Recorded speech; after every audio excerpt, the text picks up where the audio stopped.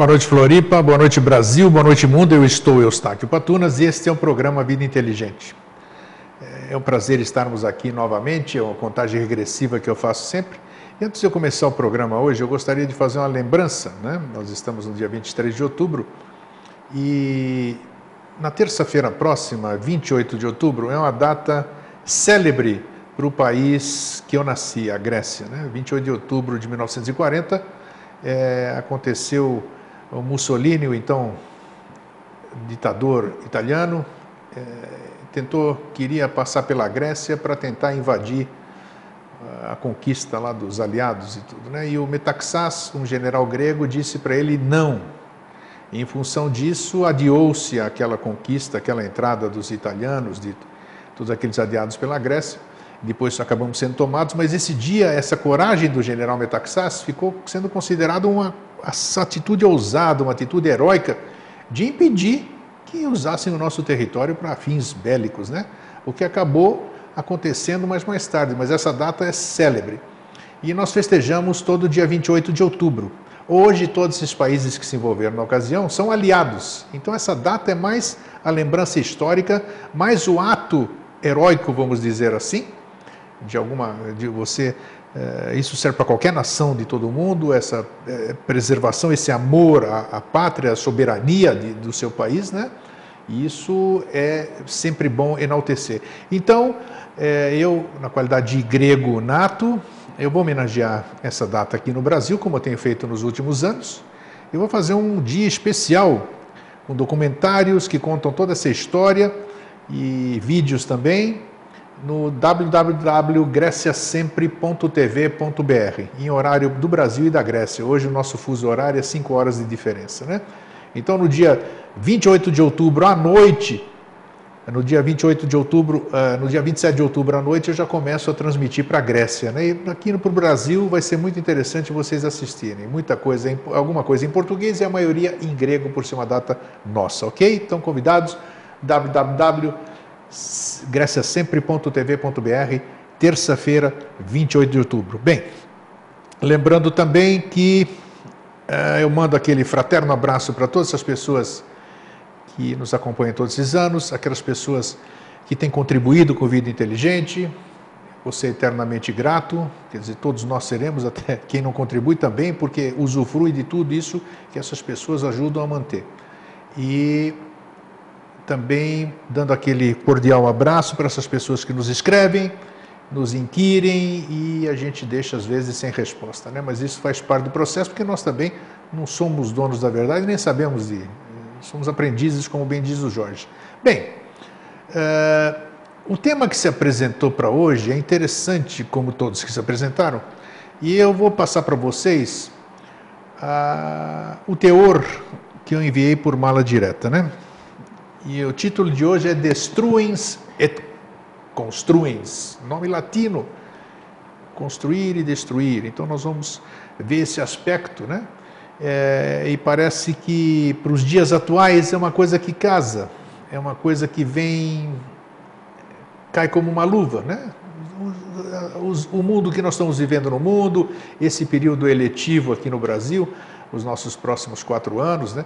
Mudanças de governo, manutenção de governo, então isso é importante para a gente debater hoje. E lembrando, né, Fernando, já que o Fernando está aí, ele está me fazendo sinal, só lembrando para vocês também que no ano que vem, de 2 a 18 de maio, nós vamos estar fazendo uma nova viagem para a Grécia, né?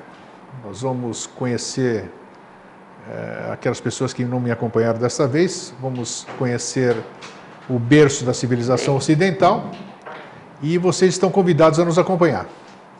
Vai ser uma viagem maravilhosa, conhecendo tudo aquilo que você leu na história e você vai ter a oportunidade de pisar na história dessa vez. Bem, vamos lá para o teor do e-mail que eu mandei, do conteúdo que eu mandei por mala direta.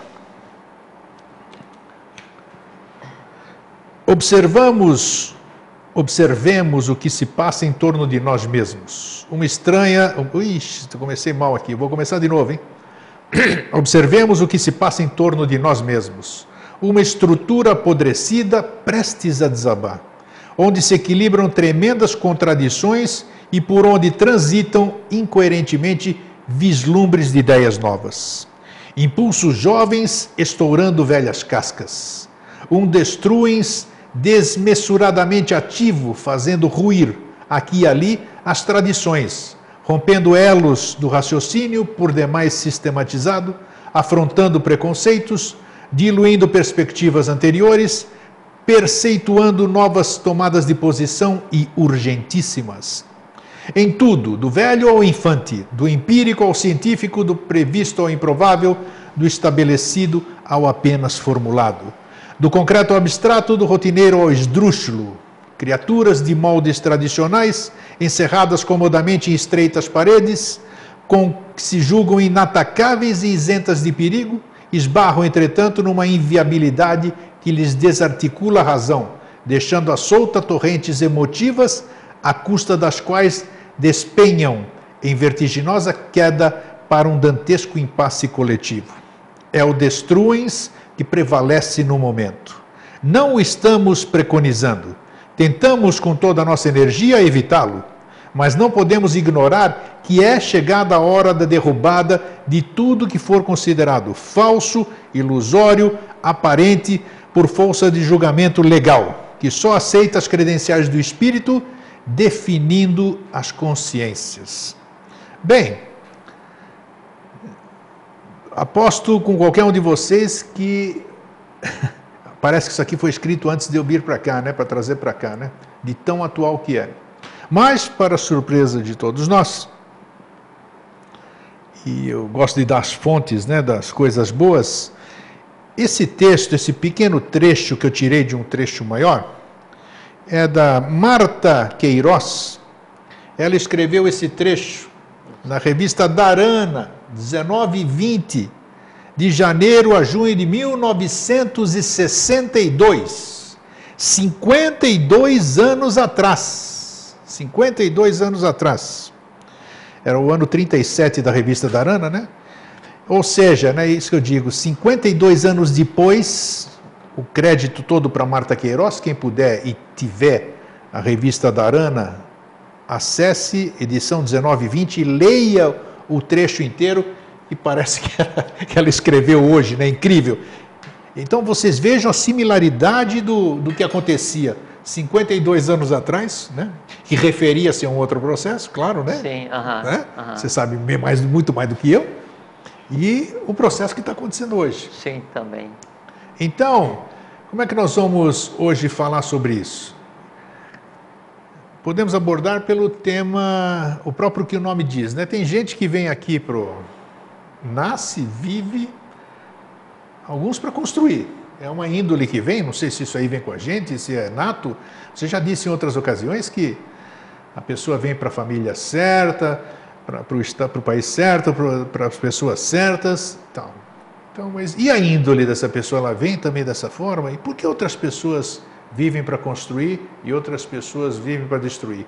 Isso vamos falar em todos os níveis, a nível pessoal, né? A nível micro e a nível macro. E é o próprio processo que a gente vem conversando aqui há 9 anos, que tudo isso que a gente tem feito, é necessário o uso das duas funções, né? Do báculo e da espada, né? Sem dúvida. Para que as coisas caminhem. Então, boa noite, Jorge. Como é que você está? Estou bem. Hoje eu estou com saudade dele. Ele não sente saudade, né? É um ser, né, que não sente saudade, mas eu sinto. Então... É que está reclamando agora um pouquinho que a última vez que a gente conversou foi 15 dias atrás aqui, né? Não, e conversa fiada, né? Porque eu acabei o programa com ele, né? Que eu entrevistei ele. E aí foi a primeira vez em 9 anos que ele ficou meia hora no estúdio. Meia hora depois conversando com as pessoas que estavam aqui no estúdio. Então, quer dizer, algo atípico, né? E com o amigo dele, ótimo. O Reclamens, tem o Reclamens hoje, né? Esse aqui eu tenho. Então, agora não vale porque o Procon já está fechado. Já fechou, vale, né? Senão já ia passar lá e reclamar desse irmão aqui. Então, tudo bem? Tudo tranquilo, tudo ótimo. Boa noite, né? Um abraço grande para você. Um abraço fraterno e grande para todo mundo. E eu queria daí, hoje é 23 de outubro. Então, mandar um abraço muito especial para um grupo de pessoas que eu conheço que desde 23 de outubro de 1954 se ocupa das funções de proteção a quem de direito. Então, parabéns pelo trabalho e que vocês continuem mais uns 1000 anos assim. Opa, que bacana, hein? Depois você vai me contar isso aí. Não. Tá bom, tá vendo? Ele só diz o milagre, o nome do santo ele não fala. Não, né, são só pessoas, né?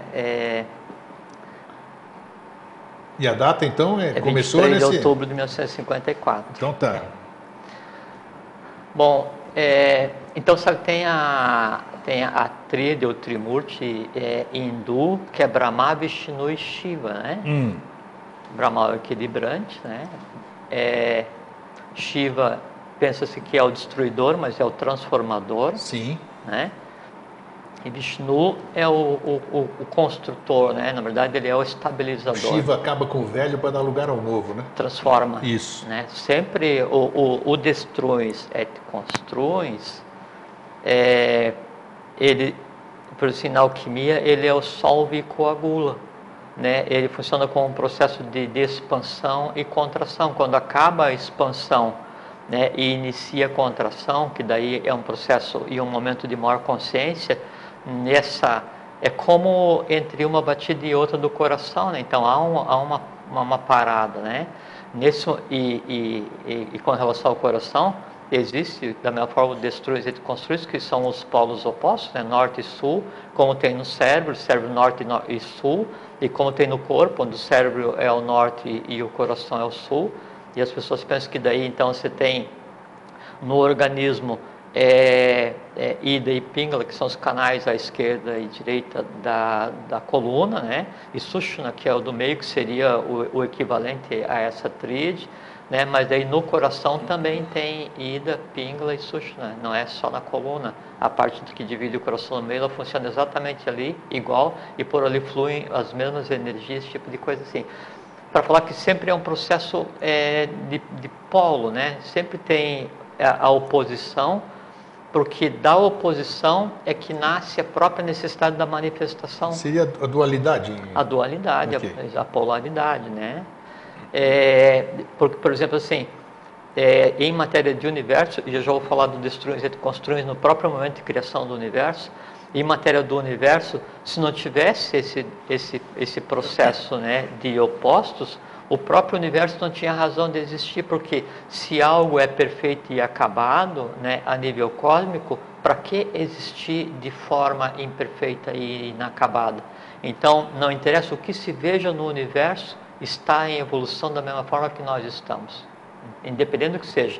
Do Sol central, né, a qualquer criatura do reino mineral, visível e invisível, evolui da mesma forma, a mesma coisa. O que acontece? No momento em que vai ser criado, só para começar essa parte da expansão e contração, sim, que vai ser criado o universo, né, aí então, e o universo ele é finito, né, não existe, o conceito de infinito é um conceito humano, né? O universo ele é finito dentro do próprio seio do imanifestado, porque são vários universos. Então, onde é que começa um e onde é que termina o outro? Sim, eu só vou falar. Então, acontece assim, há o impulso de existir. É o máximo que a gente consegue chegar a descrever nesse momento. O que é isso?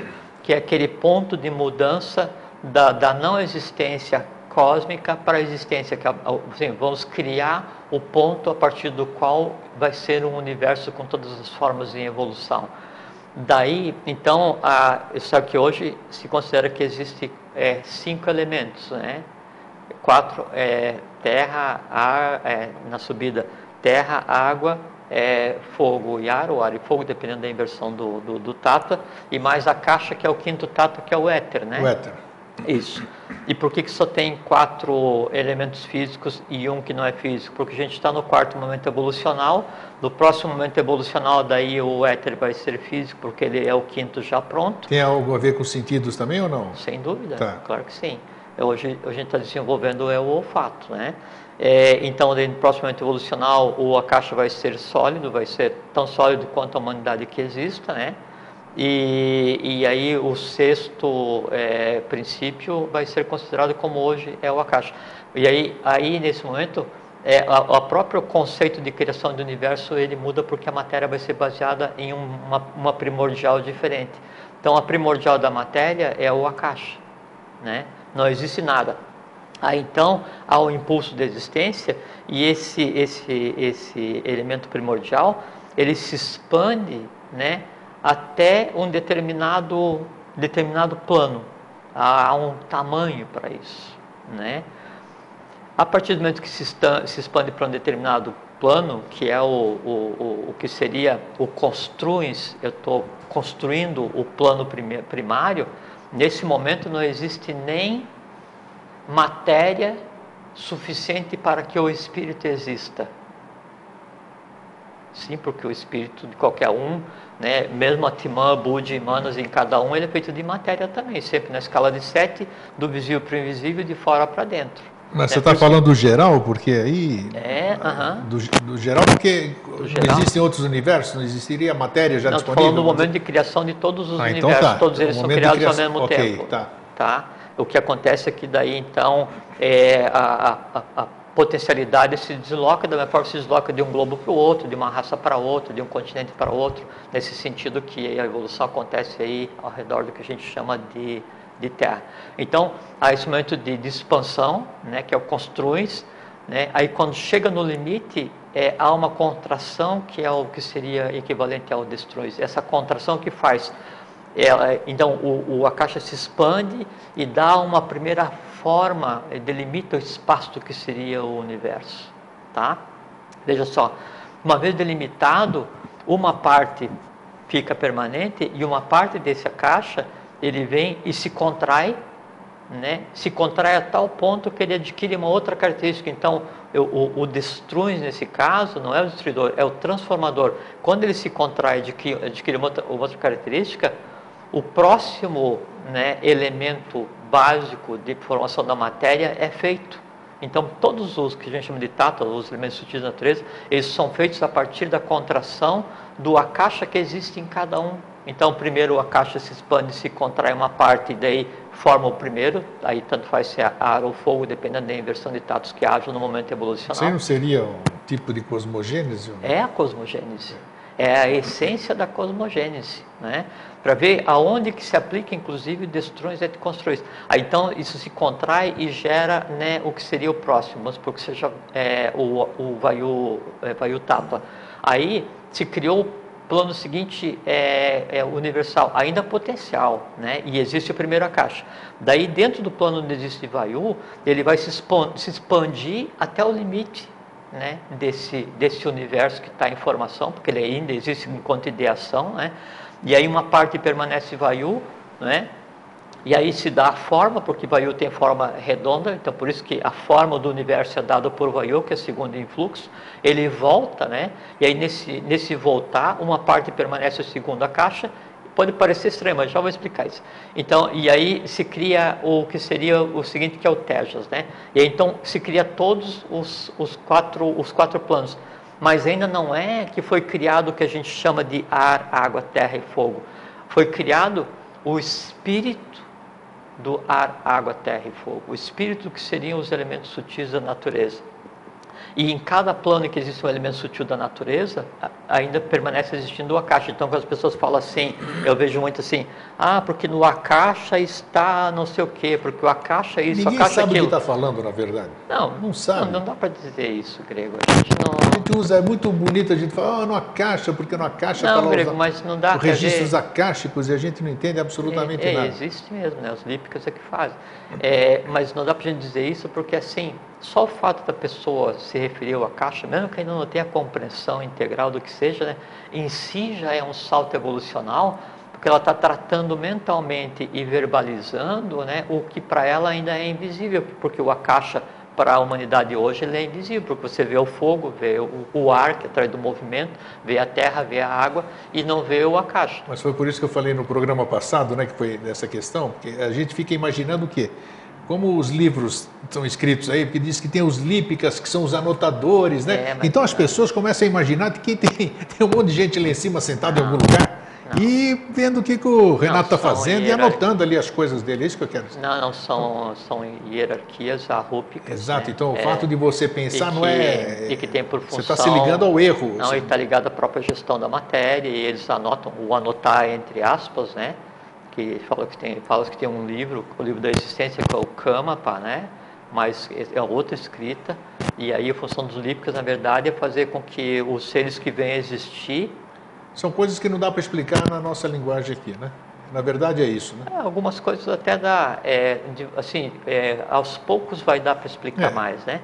Mas então eles só fazem quando vai existir uma criatura, aquilo que a criatura vai ter como tendência positiva ou negativa é decorrente da ação, né, dos escribas, dos lípicos. Né? Antes de você dar sequência, eu só quero falar nessa expansão do universo que você fez ali. É bem isso que eu queria falar ainda. Não, então tá, deixa eu só... Quando você disse que houve aquela primeira, como é que se chama isso aqui? Um inchaço? Como é que eu vou dizer? Expansão? Vamos dizer expansão. O construins, ele foi feito em cima do quê? Do nada? O que era o nada? Não existe nada. Então o que existe? Ele foi feito em algum lugar. Aí nós chegamos numa discussão interessante, que é o seguinte, o ponto da... Você falando em cosmogênese, então perfeitamente. Quer dizer, né? A gente chega ao ponto onde a gente está discutindo sobre a pré-existência da matéria. E o que existe antes de existir a matéria? Isso aí. Existe o todo, onde a matéria vai ser construída. Então, além do que a gente conceitou como matéria... Então, dentro desse todo está o imanifestado, porque... O imanifestado é o todo, porque... o que acontece é que pode existir aí a manifestação no sentido de coisa em evolução, ou de coisa potencialmente evoluindo para vir a se manifestar. Okay. Então, se expandiu, criou os planos, né? Os 7 planos, acontece assim, né? Aí... Tá sem som? Não sei aqui. Aí o que acontece? É que o Silvio está arrumando o microfone aqui do Grego e eu estou aqui me metendo na arrumação. Aqui é bom que é tudo ao vivo aqui, isso é bom. Acho que não vai colar. Deu? Tá. Então, a partir desse primeiro momento, né, se criou ainda planos existenciais que estão plenos do que seria o imanifestado. Não existe nada ainda, não existe nem Atman, não existe espírito, não existe, amor universal, não existe matéria, não existe abstrato, concreto, físico, não existe nada.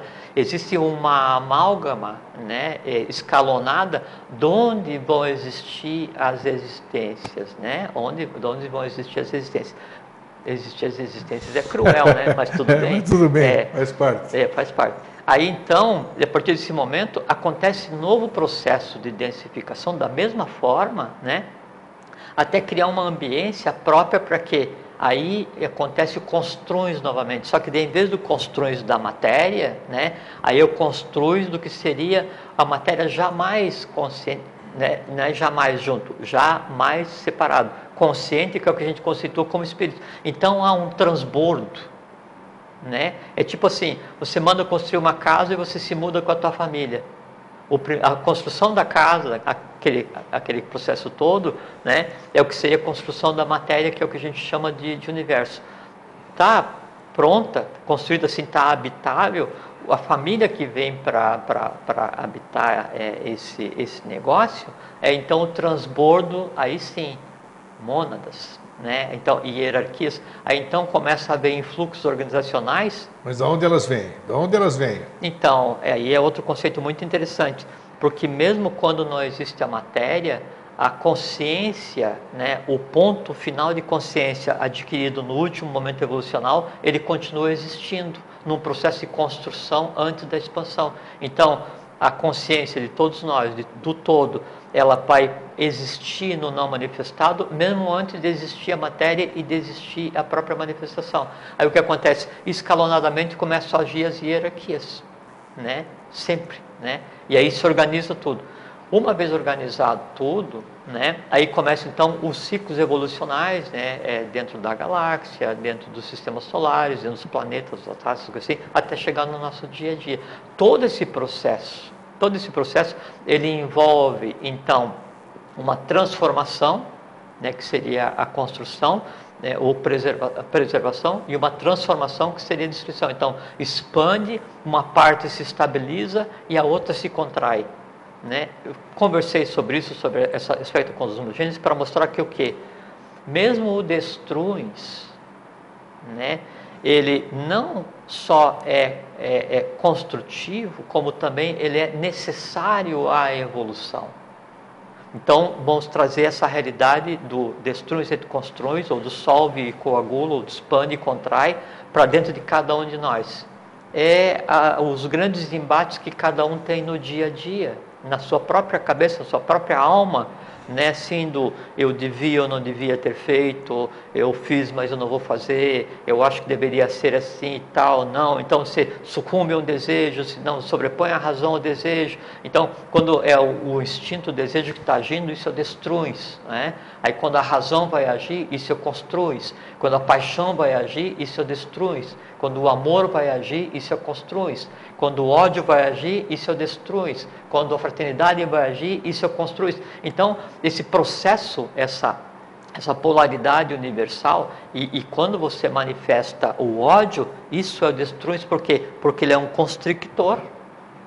Ele tem uma grande densidade, ele está constricto, ele está dirigido a um objeto, a uma pessoa, né? Quando você vai exercitar o construis, ele por si só, até por conta da própria densidade da coisa em si, né, ele é mais expandido, e aí o que você vai gerar no construis, ele se expande até um limite. Aí vem essa questão: se eu vou amar alguma coisa a qual eu possuo, mesmo que seja um amor não paixão, um amor altruísta que seja, né? Mas uma coisa a qual eu possuo, ou alguém exclusivamente da minha família, o máximo, né, que o meu construis, minha expansão de consciência vai atingir, né, é o ovo áurico de cada um. Então eu estou fazendo a maior festa, independente do que seja, assim, uma festa abstrata, mas dentro da minha própria alma, assim, é o limite do meu universo, né? Agora, quando você daí vai exercitar o construis, não mais a alguma coisa ao qual você esteja ligado diretamente, não mais a uma coisa a qual você tenha o sentimento de posse, não mais a uma coisa a qual esteja ao alcance da tua visão, então o construis, aí ele alcança todo o plano manifesto. Tá, mas que momento é esse da sua vida, por exemplo? Qualquer momento, assim, onde você tem uma paixão muito intensa e a paixão deriva em posse, porque a paixão não existe em razão, e a posse deriva em outros males, tipo ciúme, não sei o que, essas coisas assim. Então você está em constricção. É um processo de destruição, né, de si mesmo, né, e de destruição do outro envolvido nisso, né? Quando isso desaparece e existe a convivência, se um dia vier se transformar em amor, em respeito, em parceria, até em amor fraterno para com a tua contraparte, aquilo que você chama de contraparte, né, passa a ser parte a favor, né? Então há uma mudança. Então, quando existe construis e destruis em cada um de nós, a cada emoção, a cada pensamento, a cada ação, né, é um microcosmo agindo. Isso vai até que etapa, vamos dizer assim? Vai chegar um dia que não vai ter mais polaridade, não vai ter construções? Não, polaridade sempre vai existir, porque é a própria base da existência da matéria, né? Quando, assim, a gente pensa que existe o mal não é o mal. Não. O mal é aquilo a caminho do bem para os dois se fundir na neutralidade. Palavras do professor, né? E com relação a essa questão da expansão de um pensamento fraterno, que daí ele faz exatamente o mesmo caminho que foi feito quando foi criada a própria matéria do universo. Então o professor diz assim, o professor Henrique José de Souza, né, fala assim, um pensamento altruísta e generoso, ele concorre para o benefício não só de quem o cria, mas para a transformação do próprio meio que lhe dá origem. Então, quando eu, em vez de amar o meu cacto, né, com o qual eu tenho uma relação de afetividade, gosto muito da planta, que aliás sobreviveu. Você quebrou ele, sobreviveu. Sobreviveu. Então, uma coisa é eu gostar do meu cacto, né, e outra coisa, né, é eu pensar, né, e me emocionar, sabe, mesmo as lágrimas, né, do amor que eu sinto pela humanidade. Agora vou dar uma pausa. Então, isso aí.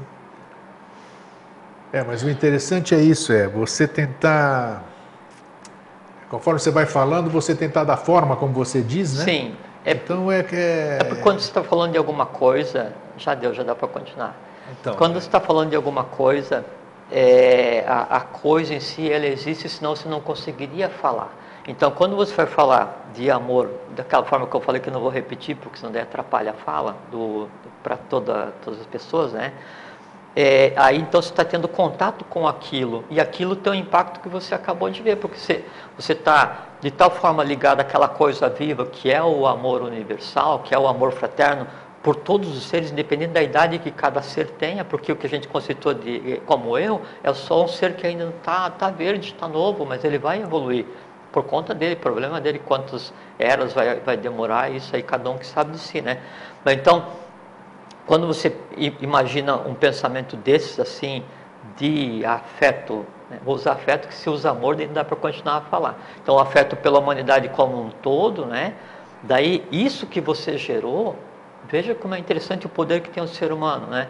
Isso que você gerou, ele transforma, né, o plano emocional, né, ou astral, que se queira, em todas as suas 49 graduações, não só para mim, não só para aquele objeto, mas para todos os seres. Porque daí aquilo que é como se fosse uma explosão. Então aquilo que você gera, né, aquilo se projeta no plano, né, no meio que lhe dá origem, e se expande, aí seria o equivalente a Dharma Meru, é até onde a vista alcança, mas no caso a vista é invisível. O que seria isso? A própria delimitação do plano. Então o que o ser humano pode fazer? Ele pode odiar profundamente alguém ou alguma coisa, né? E aí, logicamente, as derivadas lhe são de direito, ele vai ter que responder por isso, né? Porque ele está criando e alimentando o ódio.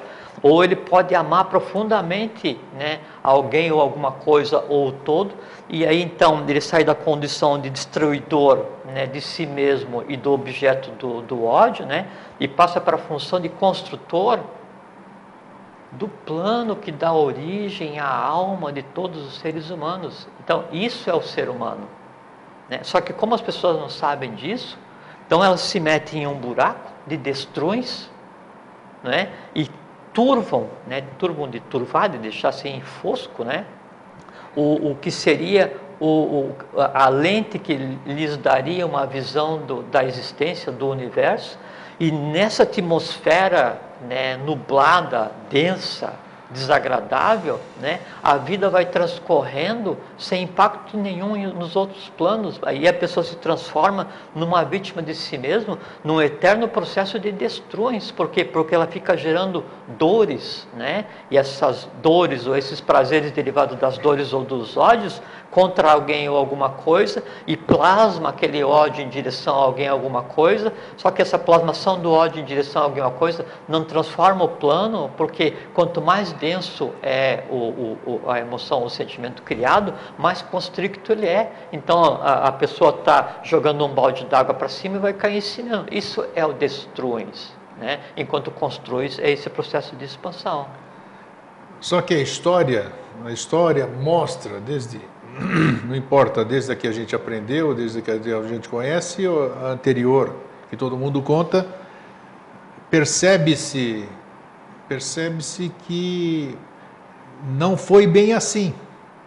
E continua não sendo, né? Porque claro que não, nós já tivemos, já temos a tecnologia Atlante, por exemplo, né? Sim. Sempre é bom tocar sempre aqui. A Atlântida era um mundo muito evoluído. Evolução que nós não temos muitas coisas hoje aqui, pelo menos. Do ponto de vista material. Exato, claro. Porque hoje a quinta raça, né?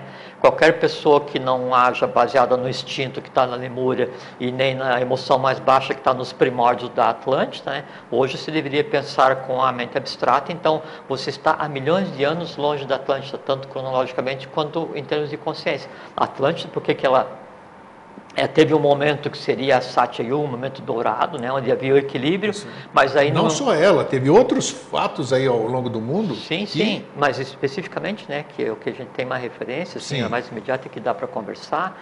Então, houve um processo assim, por 200 mil anos a Atlântida experienciou o seu apogeu civilizatório. Então, por isso que o nível de tecnologia chegou a esse ponto, né, que vai dos Vimanas aos geopolímeros, né, e hoje se refuga isso tudo, se recusa, e acho que a humanidade começou, a gente conversou disso, né, já falamos, então. Essas besteiras assim, né, mas foi um grande construins e foi um destruins junto ali. Por isso que eu estou chamando a atenção para o fato. Mas é que é o seguinte, Grego, é que a própria o próprio caminho, né, da evolução, ele, conforme eu disse agora há pouco, ele pressupõe que aconteça, né, um processo desde a expansão e contração de cada plano universal, desde a expansão e contração do próprio universo, né, até a expansão e contração em cada um. Se vale para cada um, se vale para os planos e se vale para o universo, vale para as nações, né? E se a nação vive no destruins... tem muita que vive aí. Não, e assim, se ela vive no destruins, o destruins vai viver para ela, né? E a cada coisa que você cria, de bem ou de mal, né, o teu tributo é exigido, e o tributo é a retribuição que você vai receber. Quanto maior o mal que você criar, maior é o mal que vai voltar para você, e você tem que resolver. Como geralmente quando as nações criam muito mal, o influxo de ódio é muito intenso, né, esse influxo destrói a nação. Essa é assim, a ascensão, apogeu e queda das civilizações. Mas a pergunta é, até quando? Nós tivemos o caso da Atlântida, que era... Sim. Todo mundo sabe, quer dizer, sim, pelo menos quem leu sobre isso sabe o que aconteceu, sim, e não era para ter acontecido. Cataclismos, mas a razão deles, né, dos cataclismos, sim, né? Sim, sim. Então é isso, quer dizer, hoje nós estamos numa situação similar. Mas você veja que assim, mesmo... Não sei quantos centenas de séculos para frente aqui que nós estamos aqui. Só a raça ário-semita então, existe há mais ou menos 1 milhão de anos. Então tá aí. Né? E a raça ário-semita, enquanto estava sendo engendrada, a Atlântida ainda continuava o seu tempo, né? Mas aí não dá para culpar a Atlântida desse processo de destruição. Não, só estamos lembrando. Sim, sim. Até porque essa queda Atlântida a gente cita historicamente, mas isso... Que os reflexos estão até hoje sobre isso. Aí eu precisava fazer um ajuste, então, um comentário. É que houve um tempo em que a Atlântida foi dada por redimida. Então os impactos negativos do que aconteceu lá já não tem mais impacto hoje. A não ser que a pessoa viva com a consciência ou no instinto ou no astral lá embaixo. Daí está vivendo alguns milhões de anos atrás. Mas então não dá para atribuir uma culpa aos Atlantes, à raça, né? Pelo acontecido, porque como era um processo evolucional muito intenso, houve esse transbordo de consciências, né, direto do sistema anterior para a Atlântida, sabe? E quando vai haver o transbordo de consciência para o sistema anterior, primeiro vem o pessoal mais encrenqueiro, sempre é assim. Primeiro entra o mais encrenqueiro para fazer o trabalho pesado, depois vem, até que se harmoniza tudo, se resolve o que não resolve, destrui, passa para o seguinte, o mais encrenqueiro solve e coagula. Né? Podemos considerar que a história está se repetindo, então. Sem dúvida. O que nós estamos vendo é só encrenqueiro. Não, hoje a gente está no ano de 2014, que você não coloca data nas nossas conversas, sim, né? Não. Então você vai analisar o mundo, né, de maneira geral, poucas regiões no mundo não estão em conflito ou não estão sob o domínio do medo.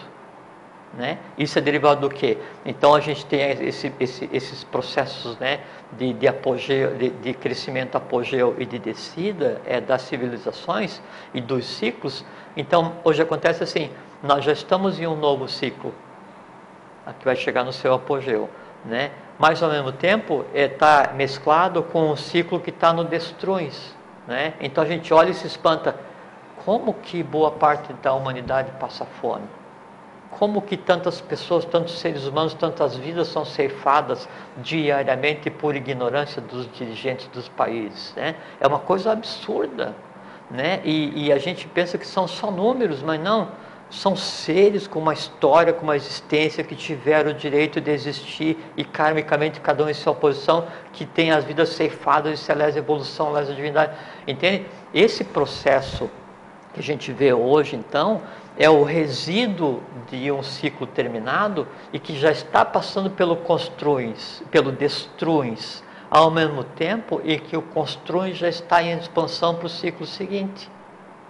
Aonde você vai se posicionar é que daí define o como vai ser a tua vida. Porque, por exemplo, assim, a gente conversou um dia, o dia hoje foi igual para mim e para você. Estava um dia agradável, tinha sol, estava uma coisa boa. Se eu saio para a rua de manhã e eu olho para o lugar onde eu estou, não é? O lugar onde estou olha de volta para mim. Se eu olhar para o sol vai olhar de volta para mim. Agora eu acordo pensando assim, puxa, ontem foi horrível, sonhei não sei o que, o dia ontem foi horrível, meus sonhos são ruins, e eu odeio não sei o que, e eu vou pegar e vou arquitetar isso daqui, vou prejudicar aquele, e eu devo isso, eu devo aquilo. Então o teu mundo é assim, é como se você andasse no dia a dia com uma nuvem preta. Com um escafandro, sabe? Mas onde o vidro do escafandro tá nublado e o teu mundo é só aquela miséria que você tem na cabeça. É um processo de autodestruição, porque daí essas construções que se fazem, né? Aí tem impacto daí no emocional, vem para o vital, vem para o físico, daí abala o sistema endócrino, abala, e aí então entra num processo que é a decorrência, o destruins orgânico, é a decorrência do destruins vital, que é a decorrência do destruins que existe e vive na alma de cada um. Entende? Que é o que a gente conceitou como doença, e o ápice do destruins, né, das doenças que tem o seu reflexo no corpo do ser humano é o que se conceitou como morte. Hoje nós estamos vivendo exatamente isso, né? Um mundo em conflito. Um mundo em conflito, alguns países extremamente belicosos, não belicoso um com o outro, mas o próprio povo. Não, e um com o outro também, as regiões, né? Nós temos a ignorância move as invasões. Exato. Dentro de guerras civis, essas a coisas. ignorância move o ódio, né? Odiar o outro porque ele é de cor diferente, odiar o outro porque ele tem uma crença política diferente, odiar o outro porque a religião dele é diferente, e eu acho que o meu Deus é superior ao Deus dele. É a suprema ignorância. Sim, e em nome disso, destruis, eu vou alimentar o meu ódio, ceifando a vida daquela pessoa, ou daquele país, e vou invadir, vou destruir. A gente olha assim, estarrecido. Mas o que estão fazendo com esse planeta, meu Deus? Meu Deus, é uma forma... Força de expressão. É força de expressão. Você fica assim, estarrecido, assim, mas o que é isso? Né? Que momento nós vivemos? Aí vem a questão que eu falei há pouco. Vivemos um momento de glória. Entende? Como poucas vezes a gente conseguiu experimentar, porque é o início de um ciclo, como jamais existiu, porque na época da Atlântida existia um equilíbrio, né? Mas era um equilíbrio pela presença da divindade junto com a humanidade, mas inconsciente. A raça Atlante, né, como recém-estruturada a partir da Lemúria e tendo transbordos do sistema evolucional anterior, era totalmente inconsciente, e cabia à Atlântida desenvolver o quê? A mente concreta. Não conseguiram, né, e viveram só no astral e destruíram o continente inteiro, acabaram com a civilização deles. Esse processo a gente vê que está em curso no momento. Vou te fazer uma pergunta ousada. Dos 7 bilhões e 200 milhões de habitantes que nós temos hoje, sei. Quantas pessoas estão conscientes? Não dá para dizer em grego. Não. Então, até porque se para eu por isso que julgar... muitas vezes a gente aqui, que todo mundo diz, porque você fica contestando o que o Jorge fala. Porque, não, você nunca contesta. É o ponto de vista deles. Não, nós dois, e aí você tem a bom de fazer um parênteses, nós dois engendramos um assunto. Certeza. Tanto é que você traz o assunto, você faz a pergunta. Isso. O meu papel aqui é o de menos, porque eu só faço é falar, né, em resposta ao que você cria. Entende? Então, por isso que eu disse, de minha parte, você pode perguntar anos que eu vou tentar responder. Esse mundo novo, esse novo ciclo, que a gente fala sempre tanto assim, que eu digo que eu não vejo isso da forma que você vê, com o mesmo entusiasmo, que é a palavra grega, né? Então, o meu processo de quarto sistema... Entusiasmo é a presença da divindade no ser humano. Para mim, eu vejo um processo, acredito, claro que tem seres conscientes, tudo, mas é um processo muito mais lento do que se passa aqui. É que assim, quer ver uma coisa? Nós temos ainda muito destruins pela frente até começar essa fase áurea. Não, é que a gente... E nós temos que pensar como tridimensionais que nós estamos. Não só. Nossa função é viver tridimensionalmente e pensar n-dimensionalmente. Esse n é 7. Mas para pensar n-dimensionalmente eu preciso entender o que é a dimensão. Sim, e isso é aí o que a gente tem conversado sempre, que depende só do conhecimento, mais nada, né? E isso é aberto para qualquer pessoa. Mas, então não dá para dizer quantas pessoas nesse mundo que nós vivemos têm consciência? Porque você fala que então um momento, é isso que eu estou falando, um momento esplendoroso, sem dúvida. Então, se é um esplendoroso é porque tem, tudo bem, a gente sabe que uma pessoa, isso eu acredito, não tenho provas do que eu vou falar, mas eu acredito que eu posso mudar o planeta. Sem dúvida. Eu posso mudar o planeta. Acabamos de falar como é que se faz isso. Você muda o planeta e você transforma o próprio meio que dá origem à tua emoção. Então, uma pessoa consciente pode mudar Mas tudo. É que assim, aí tem uma coisa importante. Mas eu fiz uma pergunta terra. Sim, tem uma coisa importante para a gente conversar. Então, assim, não dá para dizer quantas pessoas no mundo têm consciência, porque todas as pessoas do mundo têm consciência, sabe? A consciência, sim, vamos supor, você tem 7 planos existenciais. E você só consegue iluminar um cada vez.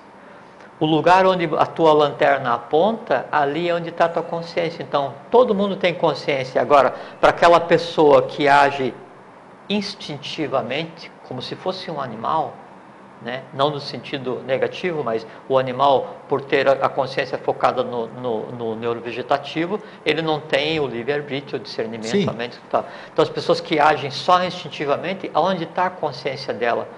No plano dos instintos. E como é que essa consciência não se manifesta?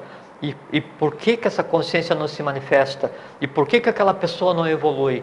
É porque quanto mais denso o lugar onde você vai projetar a tua consciência, mais desconhecido é o código de linguagem da tua consciência.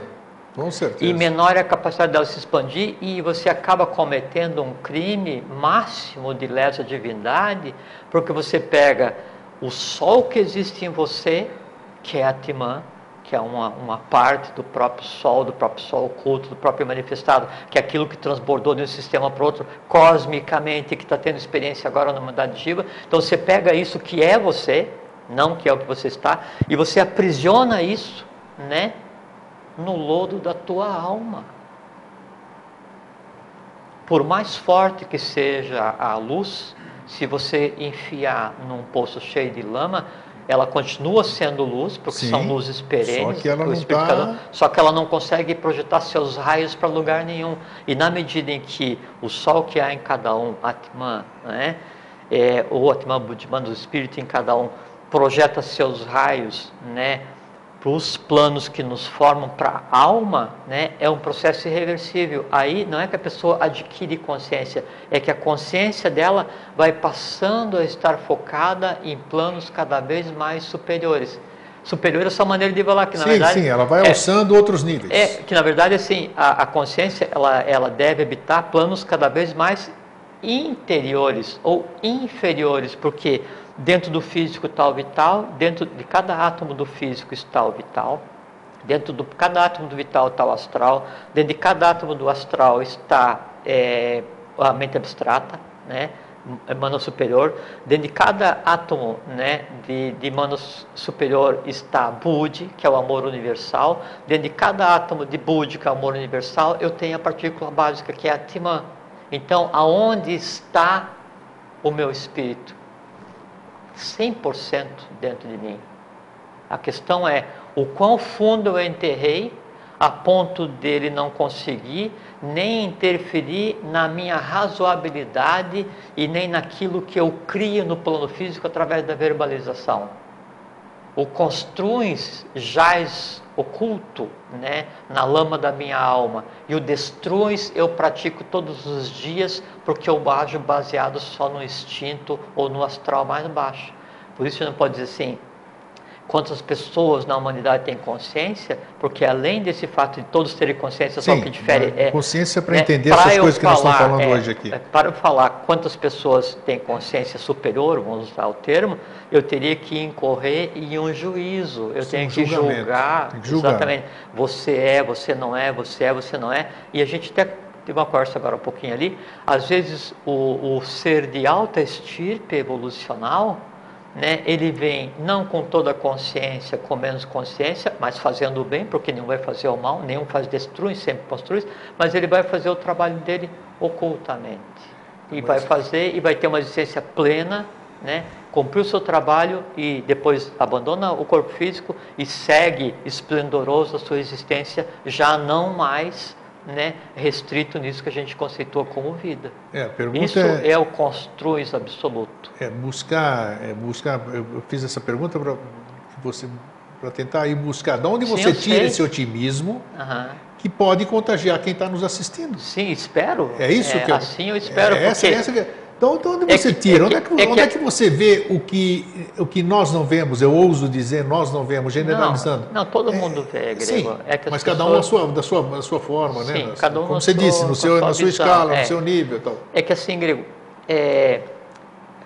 todo mundo pergunta, onde o Jorge sabe tudo isso aí? De onde é que ele tira isso aí? De onde ele vê isso aí? Eu não sei nada. Então é importante, por isso que eu quero dizer. Eu quero buscar esse teu entusiasmo. Sim. Se você conseguir verbalizá-lo, seria consigo, interessante. Então, ótimo, é isso aí. É que assim, primeiro assim, se você odeia alguém, ou se você vai e xinga alguém, ou se você vai e escreve uma frase de ódio, uma palavra de ódio, ou se você pensa ódio, ou se você sente ódio, ou se você engendra alguma coisa baseada no ódio, é assim... É o que você está vibrando, é aquilo. Não, é porque assim, se você não fizesse isso, né, é porque em você não existiria. Se você faz aquilo, é porque aquilo em você existe. Sim. Ninguém vai verbalizar ou exteriorizar aquilo que em si não existe. Exato. Isso é ponto passivo. Então, quando você vê uma pessoa assim, odiando, e a gente está vivendo um momento muito atípico agora, né, se criou uma polarização, destrui um ódio quase nacional e tal. É verdade. Quando você vê a pessoa assim se comporta e é bom pai de família, não sei o que e tal, e vai na igreja dele, faz caridade e tal, e aí vai lá numa mídia social e eu odeio isso, que bom se aquele morresse e tal. A pessoa deveria se envergonhar de ter escrito aquilo. De não admitir que aquilo em si existe, mas o principal é se envergonhar de não ter filtros de consciência que impeçam aquilo de se manifestar, porque aquilo deve ser sublimado na sua origem, né? Então você está perante uma pessoa complexa, né, que tem em si o que de mais denso, e a pessoa vem e te fala alguma coisa, ou te faz alguma coisa. Só que é o seguinte, o professor Henrique de Souza, ele usa um termo chamado movimento retenção, que é quando alguém fala alguma coisa para você e você então retém isso. É como quando se dispara uma bala contra uma placa de metal, aí, né, o estampido, né, a velocidade, a energia acumulada nesse projétil, ele vai na placa de metal e dependendo da energia acumulada, ele se incrusta e se funde à placa. Sim. O projétil a gente escuta todos os dias, né? O que vai acontecer é o seguinte: o meu entorno é de Kevlar, né? Ou é de louça? Então eu que vou decidir o que me ofende. Você entende? E aquele que gerou a ofensa, se em mim não produziu efeito, isso volta precisando se alimentar. Ele vai projetar o ódio para outra coisa. Por isso que é preocupante a situação que a gente vive hoje, porque esse ódio que foi incutido e ensinado para as pessoas, terminado o processo eleitoral, independente do que aconteça, esse ódio vai precisar ser alimentado. Não tenha dúvida.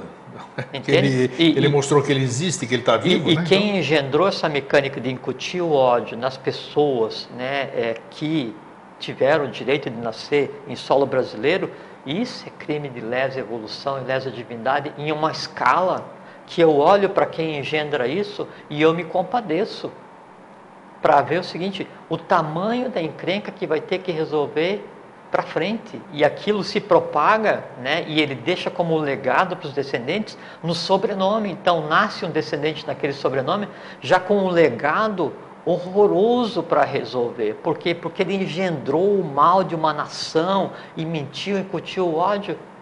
E não dá para dizer assim, não, eu me manifestei com ódio por conta do calor do momento. Desculpa. O calor do momento existe, que é o seguinte, esquenta o astral. Se você se manifestou, primeiro é por quem você existe, uma semente de ódio, por qualquer razão que seja. E segundo, você não teve competência suficiente, não exerceu a vontade para refrear aquele impulso e usar aquele momento para resolver. Por exemplo, a pessoa me ofendeu, em mim desperta um ódio, uma vontade de pegar, reagir, sabe, fazer de A a Z, como, né, de A a Y, deixando Z para cada um, né, e reagir intensamente. Mas é o seguinte, vontade amor, sabedoria e atividade. Os três construem, né? E esse impulso, né? Aí eu vou analisar o seguinte: o porquê que me incomodou?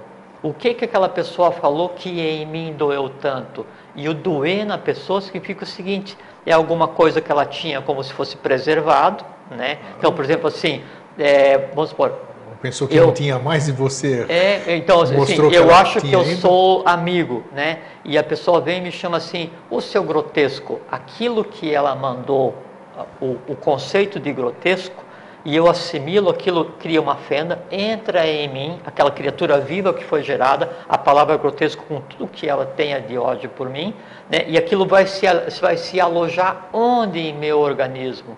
No contrário.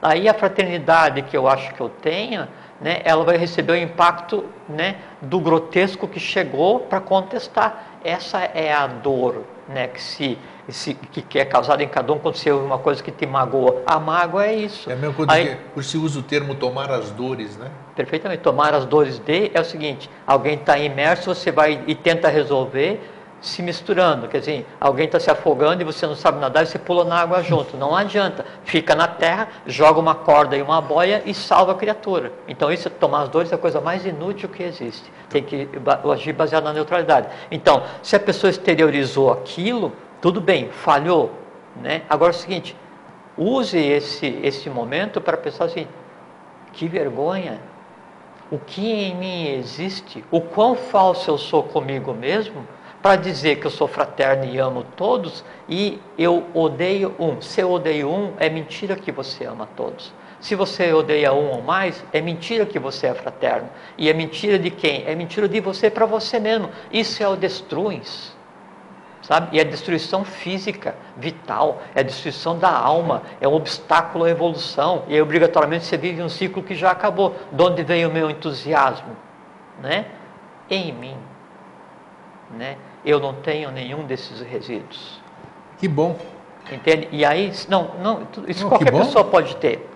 O que acontece? Não, qualquer pessoa pode ter. Eu tenho consciência que eu estou cheio de resíduos, então eu não posso dizer o que você está falando. Mas se você tem consciência que você está, eu acho assim, excepcional do ponto de vista evolucional, porque você já sabe o que tem que fazer. O ruim é quando a pessoa não se dá conta daquilo, porque a consciência dela está no mesmo nível do instinto. Daí ela não se dá conta que aquilo nela existe. E ela não vai usar o erro para aprender. Agora, em vez de você exteriorizar o erro e plasmar o ódio, né, assim, às vezes eu vejo lá no Facebook algumas mensagens, né, como que alguém consegue escrever isso? Assim, assim, sabe, o pigmento, né, que vai colorir cada letra é um ódio, é uma coisa assim. Mas é o que você disse, se a pessoa escreve é porque está nela. Claro que sim. Só que daí, se eu vou responder, eu leio, né, e aí aquele impulso de você pegar, né, e praticar o destruins, que assim, você bater fortemente sem nenhuma razão, aí eu não respondo, eu espero, e aí a minha vontade tem que agir no meu impulso. E não é impulso de ódio, às vezes é impulso de tentar ensinar. E às vezes tentar ensinar, né, você tem que fazer baseado na espada, não só no báculo. Então, às vezes, a acidez de uma resposta, ela ensina mais, né, do que o afago de um báculo. Mas tem que ter certeza que, mesmo na acidez da resposta necessária, há embutido em si a desconstrução, o destruir de alguma coisa naquela pessoa. E vai provocar dor, de certeza. Isso aí, ó, estamos em cima da hora.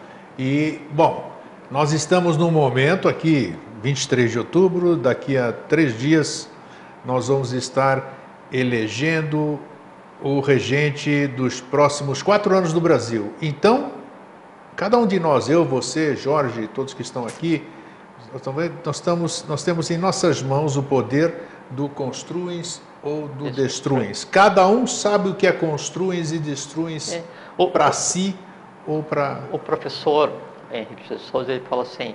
A gente nunca fala em política aqui, né? Você sabe disso, nem religião, nem nada. Mas nós estamos falando no berço da civilização moderna. O que forma a opção política de cada um são os amores, as dores e os horrores que em cada um existem.